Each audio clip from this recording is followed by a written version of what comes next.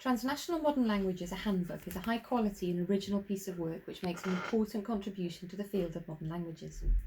Alongside the text already published in Liverpool University Press's Transnational Modern Languages series, the handbook supports universities as they seek to embed the transnational into the curriculum. The text, structured as a series of rich and stimulating essays based around keyword prompts, encourages the reader to chart their own individual pathway through the ideas and the arguments. One of the ways in which a handbook is particularly relevant is the way in which it emphasises a disciplinary identity of modern languages, which goes beyond studies of and in individual languages and cultures. It brings together essays and perspectives from across languages, from across disciplines, from across continents. This enables readers to engage with new voices beyond their own language-based or disciplinary perspectives, and also to glimpse the way disciplines are practiced in different geographical spaces. The way in which the essays range across languages and cultures emphasises the interconnectivity of modern languages as a field, and the way it fosters a set of shared critical tools. This is an important contribution in building cohesion in modern languages community, especially for students.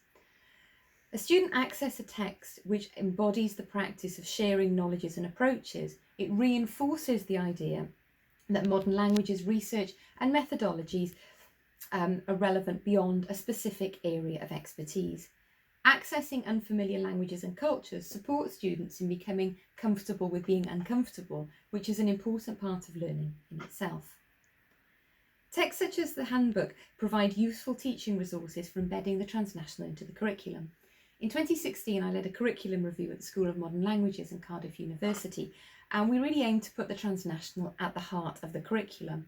At that time, scholarship on the transnational, especially from a teaching perspective, was scarcer and much less high profile. It's really wonderful to see the way that transnational research, especially research facing students, is now much more readily available, providing invaluable for support for when we think about what we teach and how we teach it. The handbook is explicitly structured in an open way, encouraging the reader to draw on ideas in ways which are most useful to them. The volume is alert to the dynamic needs of the reader at different points in study or research trajectories where essays may hold different meaning, different significance. The reader can plot their own course through the scholarship, tailoring their learning to their own specific contexts.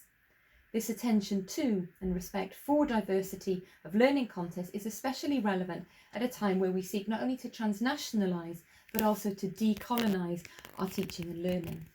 As we seek to foster diversity in our teaching, it's crucial that we respect the different transnational and decolonising contexts, histories and trajectories of local, regional, and in the case of devolved nations, national communities. Embodying this respect for different trajectories in structuring the book and the explicit call for individual approaches in the introduction highlights the importance of this aspect. So too does the range and the variety of voices within the text. Contributors span different career stages, different continents, and come from both within and beyond the academy. Acknowledgement of diversity is also implicit in the way the handbook approaches the keywords which structure the text. The choice of keywords is pertinent and speaks to gaps in the field of critical inquiry, and also to ways of reformulating approaches to terms which have received more critical attention. The multiplicity of entries for some key terms reminds us that our frameworks can mean different things to different people and keeps diversity at the core of what we do. The range of topics reminds us how vibrant modern languages is as a discipline and the relevance of the critical thinking it engenders in facing challenges in society. The text highlights the importance of modern languages across society through its status as freely available, open access work. This is significant at a time where modern languages risks becoming the preserve of the elite. In schools, languages take-up has dropped in areas of economic disadvantage. In universities, the end of Erasmus funding and the requirement for students to have significant amounts of money in the bank before being able to even travel to some countries, all of which risk making the year abroad possible only for those who have a more privileged background.